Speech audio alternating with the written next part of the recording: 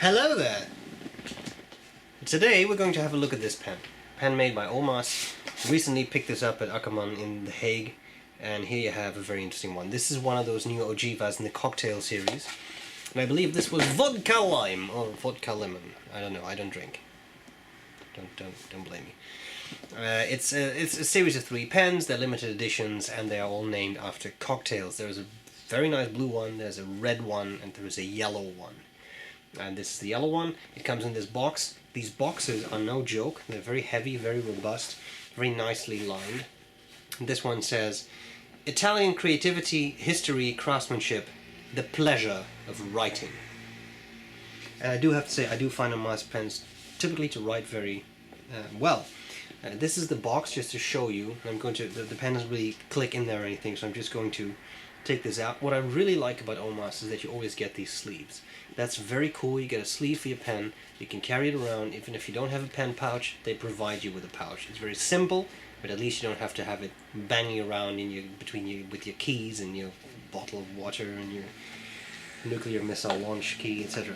At least that's what I carry. So here you have this box. You can take this out. It just pops out. And then on the other side, there is a single bed, so you can also put your pen in there. Then there's a bunch of paperwork. Here you have Gentile Cliente, with a bit of, they congratulate you on purchasing one of their pens.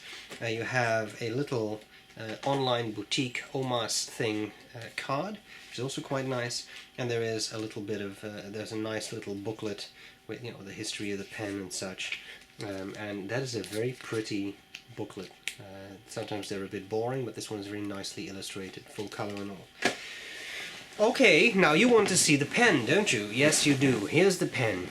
It's a yellow pen, and I think this pen has a lot going for it. I'm going to cover past the pen, tell what I like about it, what I don't like about it, and I'll do a writing sample. Now, I have reviewed the Ogiva Alba in purple, but this is a very similar model, right? Same model, but it's different material. So if you want more details, you can always have a look at that video as well. Here we have the top, the top of the cap. No, nothing really going on there, as you can see. Then you have the clip with the little OMAS wheel, which I think it doesn't really seem to be running. I'll have to check that later. There is this ribbed design, which is quite nice, and it's really cool that, of course, it's completely transparent, so you can, I mean, there are facets, so the image is distorted a bit, but you can see the nib and feed in there, which I think is very cool. Here we have the barrel, piston filled pen, so you can only use bottled ink with this one. You can see some ink sloshing around there. There isn't that much ink left, by the way. And here, here is the actual piston. You have to be a little bit careful with OMAS pens because they tend to squirt ink, but you see there's a little bubble of ink there at the nib, but it's a nice smooth mechanism that works very well. Okay, then you have here at the section, you have this Greek key design, which I think works very well. This happens to be the 18K stub nib, and it's a very pleasant nib. And you have an ebonite feed, and that's very cool. There's not that many brands that do that anymore. But ebonite has very good ink flow properties, so your flow should be very good. And in my experience with OMAS pens, it typically is. Very well adjusted nibs that flow very well. You can see part of the feed in the section there too. You have the threads in the middle of the section, then a little clear bit, and then this little ridge, which keeps the cap in place. Barrel is ribbed as well, and that's pretty much all there's to it. Oh, and that Greek key design is also right there on the center band, and it also says OMAS. Alright, what do I like about this pen, what do I not like about this pen? Well, it's a, it's a limited edition, and the number engraving is right there. I don't know how well you can see it, because it's a blind engraving, it's not filled with anything but ink on the fingers. This happens to be number 151 of 327.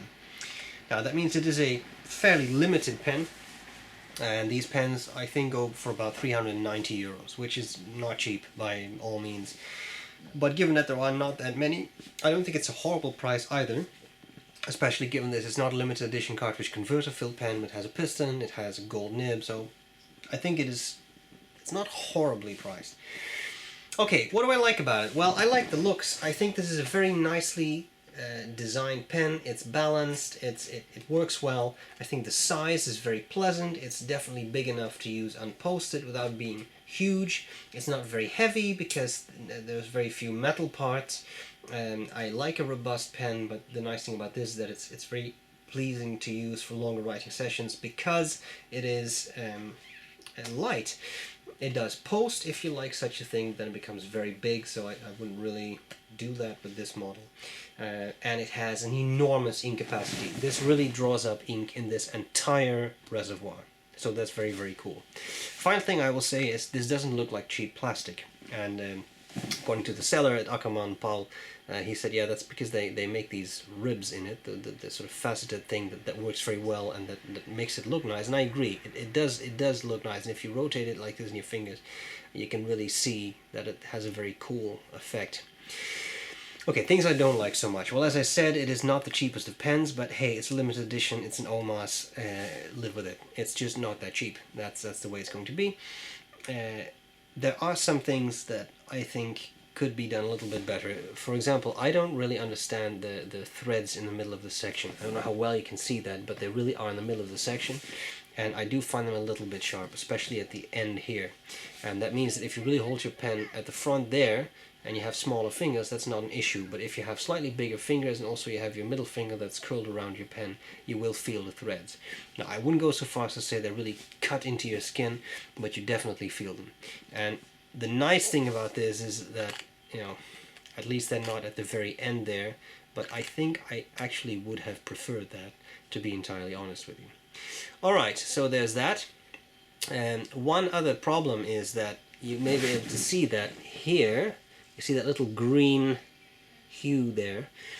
Because it's clear, if a little bit of ink gets sort of not necessarily behind the piston seal, I haven't had that with this pen, it seems to be a good seal, but you can get a little bit of discoloration, ink that gets stuck right between the seal and the wall of the pen, the inner wall of the pen, and you will see that, which is, you know, visually a little bit of an issue.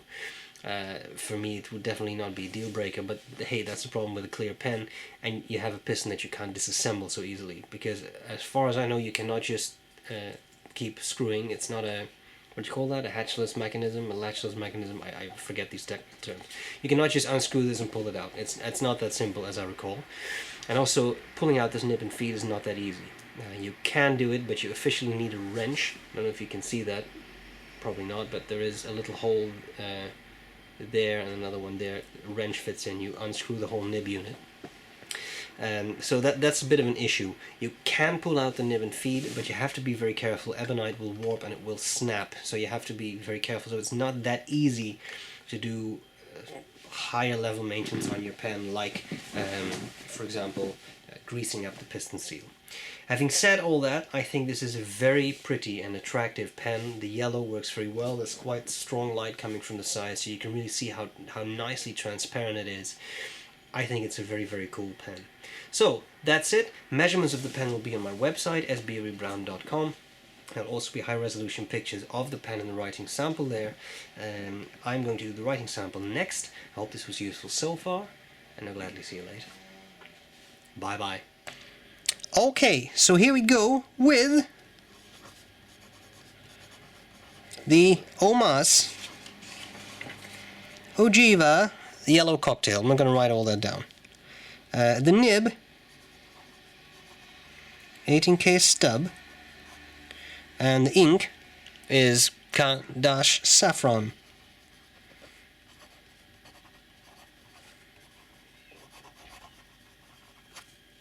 The paper is Rhodia, and this ink is discontinued. So if you can't find it in a store, it's not about you, just that it's discontinued. This nib is a joy to use. Nice, smooth, good line variation.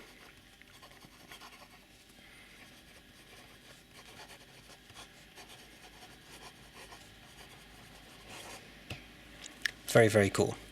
Bit of fast writing maybe.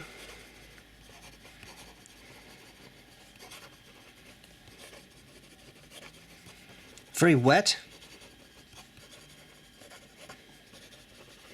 And you see that under stress it starts to run a little bit dry here and there. But then again, I don't think there's many people who write that quickly. At least not in everyday use.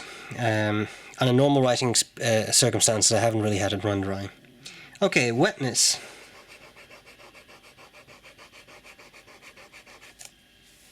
I would say that's a wet writer. Line variation. This is not one of the extra flexibile nibs, but as you can see, you can definitely squeeze out some line variation. And of course, there is line variation normally on a normal pressure, and with the pressure, you can squeeze out a bit more, but you may have to go a bit slower so that it won't run dry. Okay, now if you would really want to, you can turn it upside down, but it's still a stub-like nib, so it will still be fairly broad writing. Okay, I hope that was useful. I think these are magnificent pens, and I think the nibs on them are very, very pleasant, especially the stub. Hope this was enjoyable to you, and I'll gladly see you later.